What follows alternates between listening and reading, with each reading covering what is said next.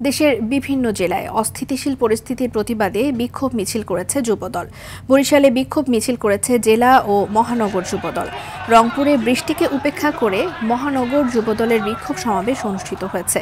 ষড়যন্ত্রমূলকভাবে দেশে অস্থিতিশীল করার প্রতিবাদে আশুলিয়ায় বিক্ষোভ মিছিল করেছে ঢাকা জেলা যুবদলের নেতাকর্মীরা। ভোলায় বিশাল বিক্ষোভ মিছিল করেছে যুবদলের নেতাকর্মীরা। মুন্সিগঞ্জের সিরাজদিখানে বিক্ষোভ মিছিল করা হয়েছে। কেন্দ্রীয় কর্মসূচির অংশ হিসেবে টাঙ্গাইলে বিক্ষোভ মিছিল এবং সমাবেশ করেছে যুবদল। পটুয়াখালীতে জেলা যুবদলের সাবেক সহসভাপতি মোস্তাফিজুর রহমান রুমির নেতৃত্বে বিক্ষোভ মিছিল এবং সমাবেশ অনুষ্ঠিত হয়।